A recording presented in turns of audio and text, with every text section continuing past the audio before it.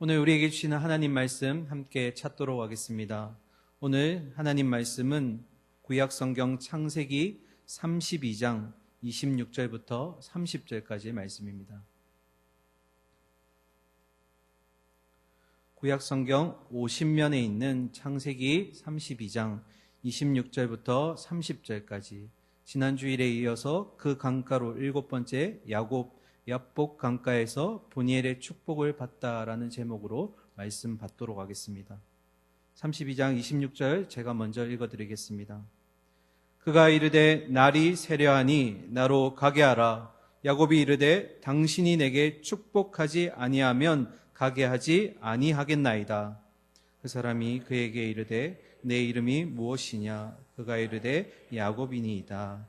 그가 이르되 내 이름을 다시는 야곱이라 부를 것이 아니요 이스라엘이라 부를 것이니 이는 내가 하나님과 및 사람들과 겨루어 이겼음이니라. 야곱이 청하여 이르되 당신의 이름을 알려주소서. 그 사람이 이르되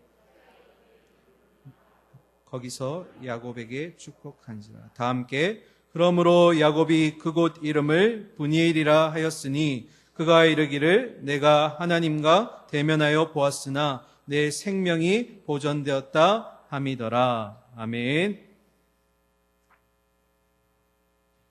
할렐루야. 우리 옆에 분들에게 이렇게 인사하겠습니다. 함께함이 축복입니다. 함께함이 축복입니다. 함께함이 축복입니다. 제가 부목사로 있을 때는 참 보지도 못했던 게 담임 목사가 되고 나니까 보이는 게 있어요.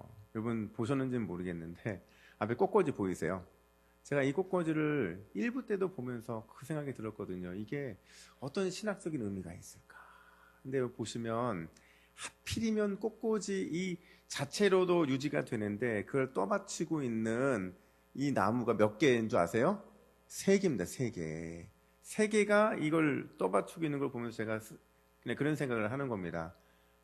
우리 교회를 삼일째 하나님께서 지켜주시는구나. 그리고 그것만 그런 게 아니라 이 꽃꽂이를 보고 있으면 하나로 세워도 되는데 왜 3개일까? 이 3개를 세운 이유는 함께 할 때 우리 교회는 함께함의 복을 받을 수 있기 때문에 그런 줄로 믿습니다.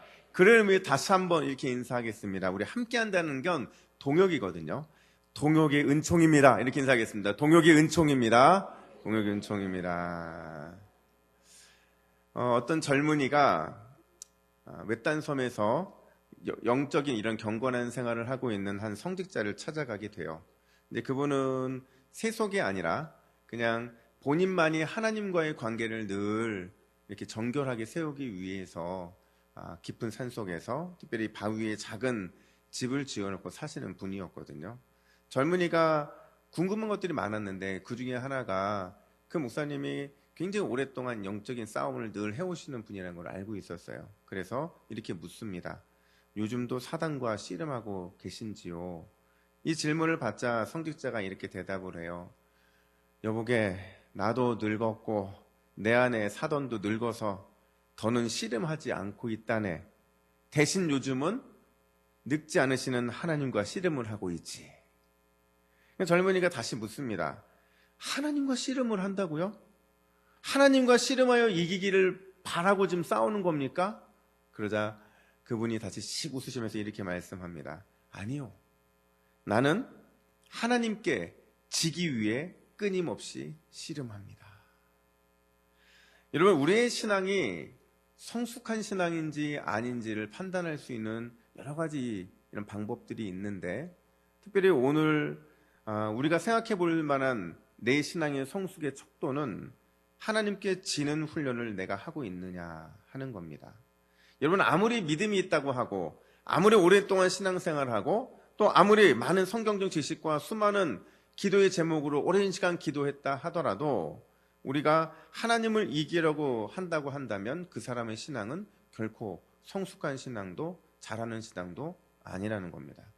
반대로 우리가 믿음의 연수도 짧고 또 성경에 대한 지식도 미흡하고 또 내가 받은 달란트가 적어서 주 앞에 올려드릴 것이 적다 하더라도 늘 순수하게 기쁜 마음으로 하나님께 순복하기를 훈련하는 사람은 날마다 신앙 성숙을 이루는 사람이며 성장의 복을 누리는 사람인 줄로 믿습니다. 여러분, 야곱의 신앙을 살펴보고 있는데요. 야곱의 신앙을 살펴보면 약복강가 이전과 약복강가 이후의 신앙이 달라집니다. 약복강가라고 하는 이 기준을 놓고 봤을 때 비포와 애프터가 분명히 다른 게 야곱의 신앙이었다는 거예요. 약복강가 이전의 신앙은 어떤 신앙입니까? 하나님의 사자와 씨름하기 전에 그는 하나님을 이기기를 원했던 미숙한 신앙인이었어요. 그렇죠. 이기기 위해서라면 무엇인도 했던 게 야곱이었잖아요. 근데 약복강가에서 하나님의 사자의 일격을 받잖아요. 그 일격을 받은 이후에 야곱은 비로소 성숙한 신앙을 갖게 된다는 겁니다. 아니, 성숙한 신앙의 첫 발걸음을 떼게 되었다는 거예요. 자, 여러분, 제가 지난주 설교 내용을 좀 정리합니다. 여러분, 하나님의 사자의 일격을 통해서 야곱이 깨달은 게 뭘까요? 야곱이 뭘 결단을 했죠? 이래서 제가 이번 주에도 지난주 거 갖고 올라올까 이런 생각을 했다니까요. 다 모르니까. 여러분, 제가 정리해 드립니다. 하나님의 사자의 일격을 받고 나서 야곱이 깨달은 게 뭐였냐면 진정한 강함이란 약함 가운데 강함을 주시는 하나님께 있다라는 걸 깨달았어요. 기억나세요? 그러니까 지금까지 살아오면서 자신의 강함을 늘 자랑해 왔는데 그 강함을 버리고 이제는 하나님의 강함만을 붙잡겠습니다 라고 다짐하는 그 믿음의 결단을 한 것이 지난주에 야곱의 모습이었다는 겁니다. 그러면서 그 외적인 증표로 그가 하나님께 요구한 게 있어요. 그러니까 항복의 증표로 하나님께 요구한 거, 그게 뭐였죠? 축복이었습니다. 26절 하반절 보시면 같이 있습니다. 시작. 야곱이 이르되 당신이 내게 축복하지 아니하면 가게 하지 아니하겠나이다. 아멘. 여기까지가 지난주의 내용이에요. 근데 제가 이번 주 설교를 준비하면서 본문을 쭉 보고 또 봐도 참 우리 하나님이 야박하다는 생각이 듭니다. 왜 그런 생각이 드냐면 지금 야곱이 하나님께 항복했잖아요. 지금 이 허벅지뼈 한 대 얻어맞고 하나님이 어떤 분인지를 그가 깨달았어요.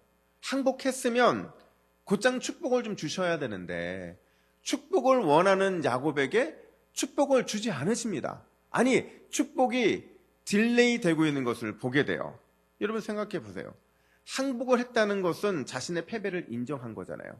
여러분 전쟁에 나설 때도 전쟁에서 적군이 항복의 의미로 백기를 들면 그 전쟁은 스톱해야 됩니다. 더 이상 전쟁이 진행되는 것은 막아야 되는 것이 그게 전쟁의 룰이라고 할 수가 있어요. 야곱 역시도 하나님께 항복의 의미로 백기를 들었잖아요. 백기 퇴항을 했으면 저 같으면 와서 야 네가 그렇게도 숙일 줄 모르는 녀석이었는데 지금 숙였으니까 내가 너한테 한량없는 은혜를 부어줄게. 머리 이리 디디며 해서 기도 막 해줄 것 같아요. 근데 지금 하나님은 야곱에게 축복하기는커녕 그에게 예상치 못한 질문 하나를 딱 던지게 되는데 17절 상반절 보니까 이렇게 묻습니다. 내 이름이 무엇이냐? 내 이름이 무엇이냐? 야곱의 입장에서는 여러분 얼마나 답답합니까? 자기는 지금 축복받고 싶은데 축복해달라는 그 요구에 주님께서 도리어 하나님의 사자를 통해서 네 이름이 무엇이냐 이렇게 묻고 있는 거예요. 여러분 하나님께서 야곱의 진짜 이름을 몰라서 물어보신 걸까요? 아니죠. 하나님은 야곱의 머리털까지 세심받으신 분이세요. 그분은 그런 전능하신 분이기 때문에 하나님의 사자가 야곱의 이름을 몰랐기 때문에 이런 질문을 하고 있는 게 아니라는 겁니다. 그렇다면 왜 야곱에게 이름을 묻고 있느냐? 그 이유는 유대인들의 이름을 짓는 습관을 보면 알 수가 있어요. 여러분 유대인들이 이름을 지을 때 어떻게 짓냐면요. 그 사람이 성품적인 소망, 그 사람이 이런 사람이었으면 좋겠다, 이런 어떤 미래에 대한 소망을 담아서 이름을 짓는다는 거예요. 그러니까 따라서 누구의 이름을 묻는다는 것은 그분의 성품과 특성을 말해달라는 것과 똑같은 거라는 겁니다. 다시 말하면 지금 하나님의 사자가 야곱한테 너의 이름이 무엇이냐 묻는 것은 진짜 너의 이름을 묻는 게 아니라 너는 어떤 사람이냐, 너는 어떤 성품의 사람이냐, 도대체 너라는 사람은 어떤 인생을 산 사람이냐라는 것을 묻고 있다라는 거예요. 근데 여러분, 그 관점으로 오늘 본문 27절을 한번 보세요. 27절 보세요. 같이 읽습니다. 시작. 그 사람이 그에게 이르되 내 이름이 무엇이냐? 그가 이르되 야곱이니이다. 만약에 여러분들이 이 27절을 보면서 한 번에 쫙 읽었다고 생각한다면 여러분들은 성경을 읽을 때 참 눈치 없이 읽는 겁니다. 여러분, 세상에서 가장 무서운 사람이 어떤 사람인 줄 아세요? 힘센 사람? 아니에요. 뭐 가진 사람? 아니에요. 눈치 없는 사람이 제일 무섭거든요. 뭘 할지를 몰라요. 근데 지금 이 본문 27절을요, 우리가 주목해야 되는 것은요, 쉼표가 필요합니다. 어디에서 쉼표가 있냐면 내 이름이 무엇이냐라는 질문과 저는 야곱입니다라는 대답 사이에는 이 쉼표, 시간적인 공간, 간극이 발생할 수밖에 없다는 거예요. 왜 그러냐면 야곱이 그 질문에 답하기 위해서는 반드시 자신의 과거에 대한 정리가 필요한 질문이기 때문에 그렇다는 거예요. 저도 여러분 이런 비슷한 그 의미의 질문을 받아본 적이 있어요. 제가 신대원 입시를 이제 보고 면접을 보게 되었는데 저랑 같이 들어간 이제 두 명인가 세 명인가 제가 면접을 봤던 것으로 기억이 나요. 그분이 저한테 이렇게 질문을 했어요. 양혁승이 누구인지 한번 설명해 보라고. 양혁승이 누구인지 설명해 보라는 거예요.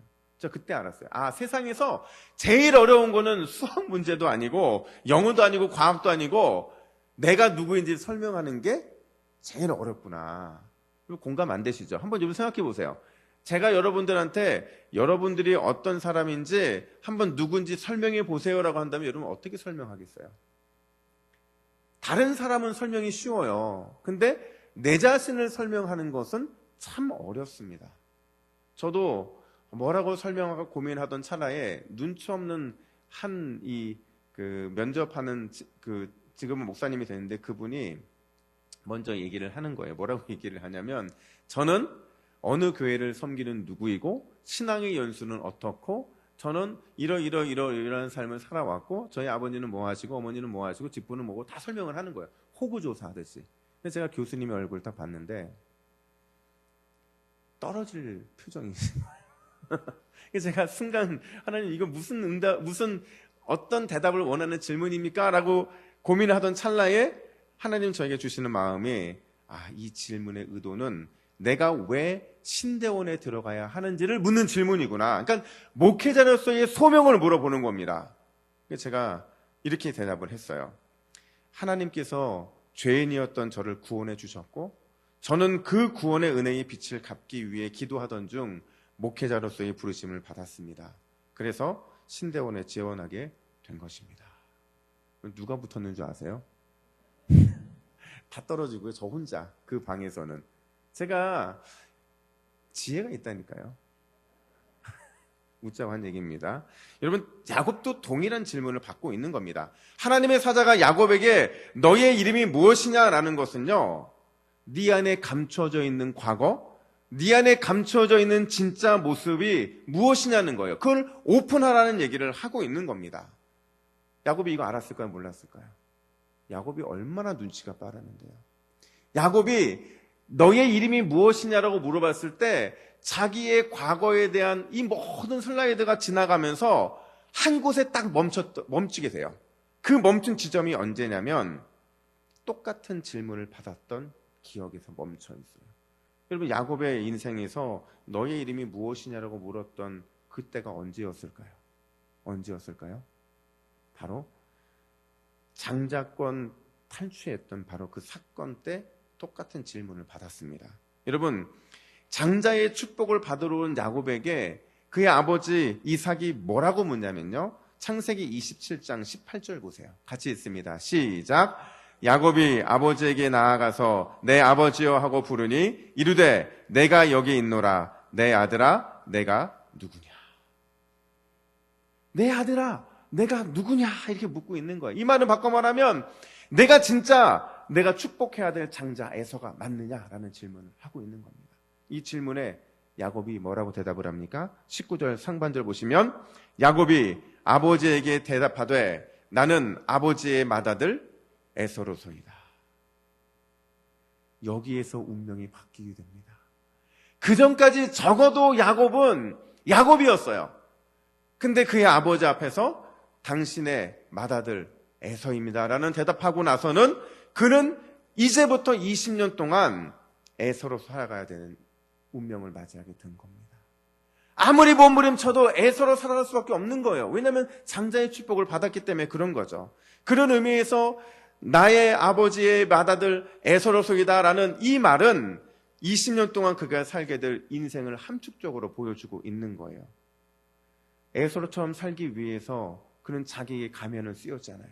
그리고 늘 약삭빠르게, 늘 강교함을 가지고서 능통하게 그것들을 활용하면서 자신의 인생을 살아가게 됩니다. 그 어떤 거리낌도 없이 그렇게 살아도 되는 것처럼 살게 되었다라는 거예요. 왜냐하면 나는 에서의 축복을 받은 사람이니까. 그 인생이 완전히 바뀌어버린 겁니다. 근데 야복 강가에서 하나님의 사자로부터 내 이름이 무엇이냐라는 질문을 받았을 때 그는 거짓말하고 장자권을 강탈했던 사건부터 시작을 해서 그때부터 약삭빠르고 강개했던 자신의 모든 과거의 이런 사건들과 마주할 수밖에 없었을 거라는 거예요. 어쩌면 야곱은 자기가 얘기하고 싶었을지도 몰라요. 저의 이름은 야곱입니다. 근데 야곱이라는 그 말이 이 턱까지 올라왔다가 내뱉어지기가 어려웠던 게 공교롭게도 이 히브리어로 야코브거든요. 야코브는 무슨 뜻이냐면 속이는 자라는 뜻이에요. 자기의 인생을 고백할 수밖에 없는 거예요. 내가 형 에서의 장자권을 뺐을 때부터 지금까지 나는 속이는 자로 살았습니다. 이거를 고백하는 게 너무도 어려웠던 겁니다. 주저할 수밖에 없었다는 거죠. 여러분, 그런 한참 고민을 하던 야곱이 그의 입에서 탁 튀어나온 말이 뭐예요? 저는 야곱입니다. 저는 야곱입니다. 이 말이 무슨 얘기냐면 네, 맞아요. 저는 형 에서로부터 장자권을 빼앗은 거짓말쟁이입니다. 저는 약삭빠르게 살았고 늘 관계에 능통한 사람이었습니다. 저는 성공을 위해서, 성공하는 인생을 위해서 어떤 수단과 방법을 가리지 않았던 그런 야비한 사람입니다. 제 인생은 결함투성이고 저는 스스로 왕으로 살아왔습니다. 여러분, 이 고백을 하고 난 야곱의 모습은 어떠했을 것 같으세요? 야곱이 그 전까지는 나는 야곱입니다라는 고백을 통해서 자기 자신을 오픈할 수 없었는데 숨겨진 자기의 그 모든 것들을 저는 야곱입니다라고 고백했을 때 그의 마음이 어땠을까요? 제가 생각할 때는 그의 마음은 너무 가벼워졌을 겁니다. 지금까지 들키고 싶지 않았고 그래서 꽁꽁 감추며 살았던 속마음이 하나님 앞에 오픈되었을 때 아마도 그는 자신의 인생에서 20년 동안 단 한 번도 누려보지 못한 그 평안함, 가벼움을 누릴 수 있었을 거예요. 여러분, 우리 하나님이 우리에게 원하는 것 바로 이런 겁니다. 우리가 하나님 앞에 자존심 세울 게 뭐가 있어요? 우리가 하나님 앞에서 감출 게 뭐가 있냐는 거예요. 우리가 사람은 속일 수 있지만 하나님 못 속이잖아요. 그럼에도 불구하고 우리는 하나님, 저는 연약한 사람입니다. 저는 가진 것이 아무것도 없는 사람입니다. 저는 어리석게 살았습니다. 저의 장깨와 제가 갖고 있는 이 얄팍한 생각으로 마치 있는 것처럼 그렇게 척하며 살아왔습니다. 이런 고백을 우리가 했을 때 우리 인생이 누군가부터 판단을 받을 만한 인생이 될까요? 하나님께서 그런 우리를 향해서 네가 그런 인생인 줄 알았기 때문에 내가 너에게 복을 주지 않은 거야, 이런 정죄가 돌아올까요? 절대 아니라는 겁니다. 그럼 어떻게 하느냐? 여러분, 이 고백이 있고 나서 곧바로 하나님의 사자가 야곱을 어떻게 합니까?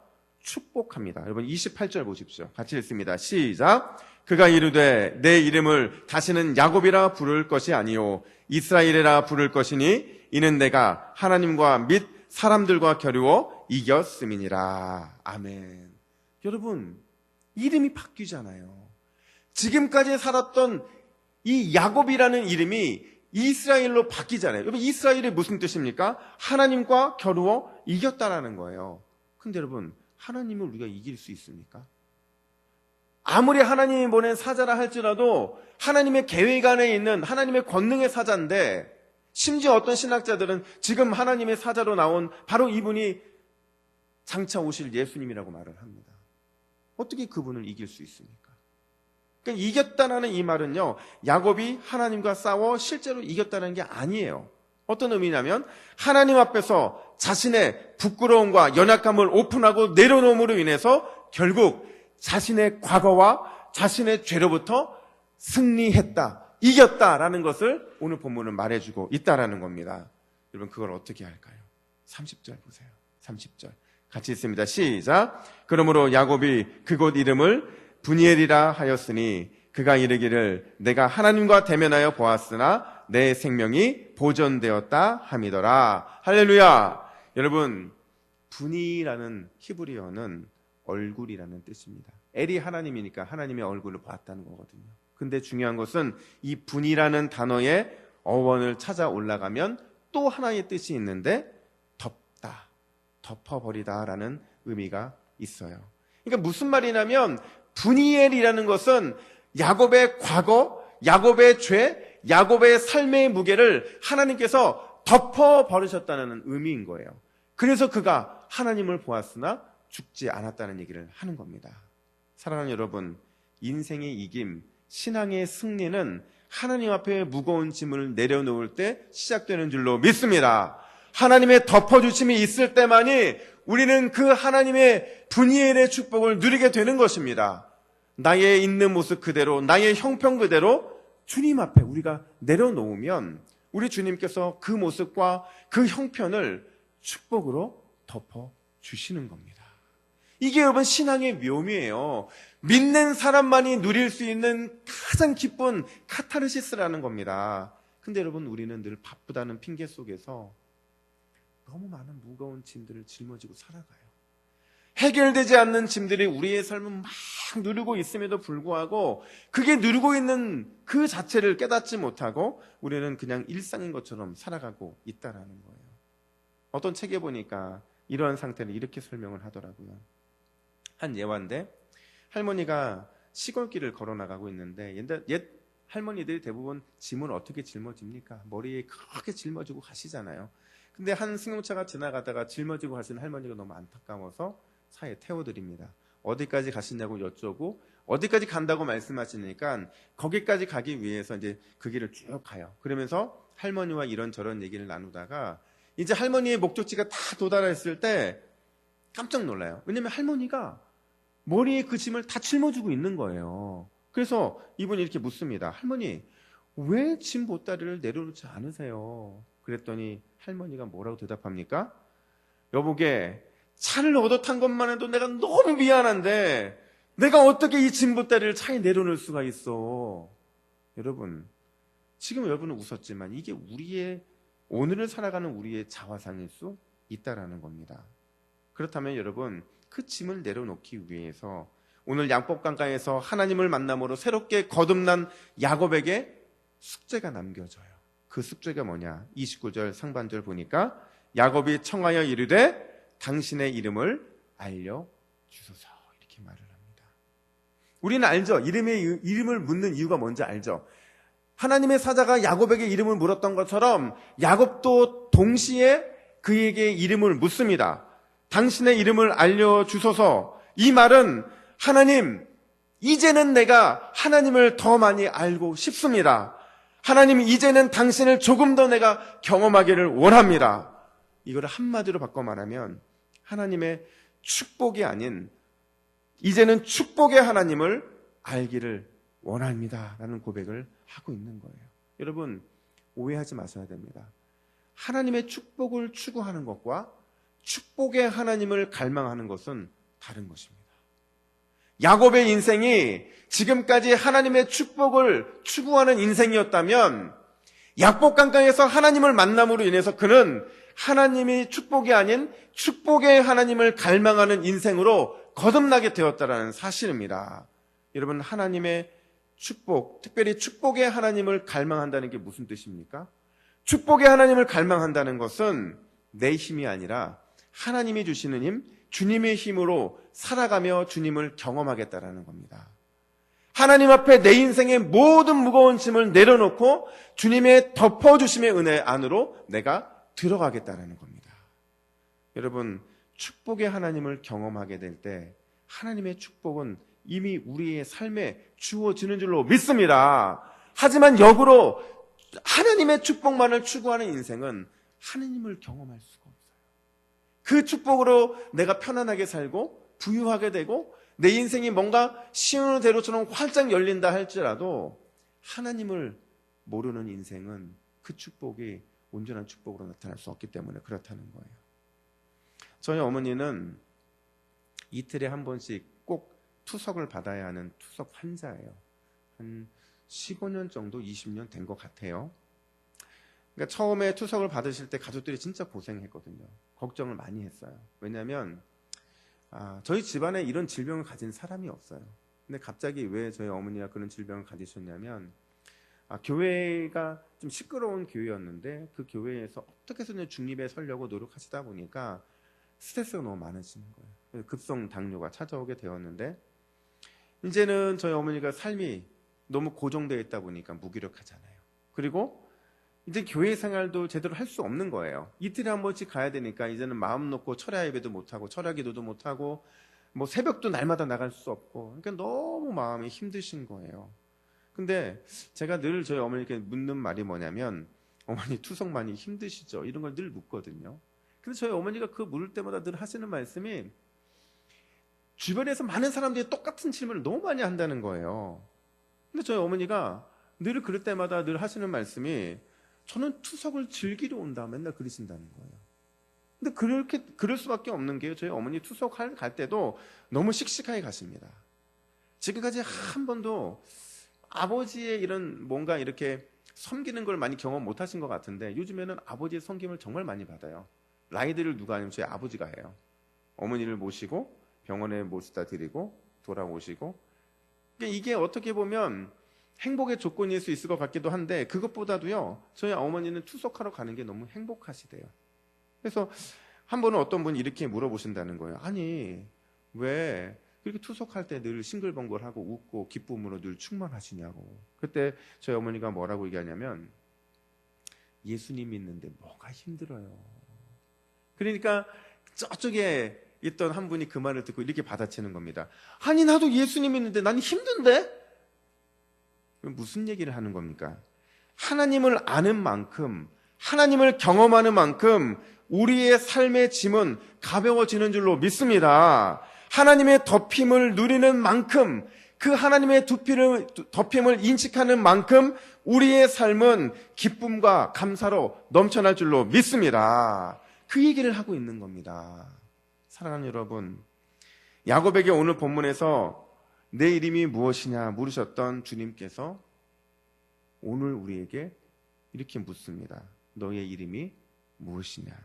이 질문은 우리에게 너의 인생의 보따리를 이제 그만 내려놓으라는 말씀인 줄로 믿습니다. 축복의 하나님을 우리의 삶에서 더 많이 경험하라는 것은 그 말씀을 하고 계신 줄로 믿습니다. 여러분 히브리서 12장 1절부터 2절 보세요. 유진 피터슨 목사님께서 메시지 성경에서 우리가 어떻게 살아가야 되냐고 말하고 있냐면 우리 같이 함께 있습니다. 시작! 달려가십시오. 절대로 멈추지 마십시오. 영적으로 군살이 붙어도 안 되고 몸에 기생하는 죄가 있어도 안 됩니다. 오직 예수만 바라보십시오. 할렐루야. 우리의 인생 보따리를 다 내려놓고 오늘 이 시간 여기에 다 내려놓고 기쁜 마음으로 이 성전을 떠나갈 때 우리의 이번 한 주는 주님이 채우시는, 덮어주시는, 부어주시는 축복의 하나님을 경험하게 되는 줄로 믿습니다. 함께 기도하겠습니다. 하나님 아버지, 야곱을 통해 우리 자신을 보게 하시니 감사합니다.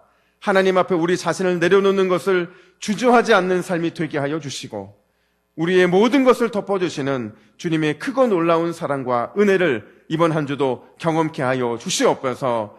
주여, 주님을 더 알기를 원합니다. 주님을 더 많이 경험하기를 원합니다. 이번 한 주 인생 보따리를 다 내려놓고 기쁜 마음으로 주님만 따라가는 우리 모두가 되게 하여 주시옵소서. 이 모든 말씀 우리의 유일한 소망 되시는 예수 그리스도의 이름으로 기도하옵나이다. 아멘.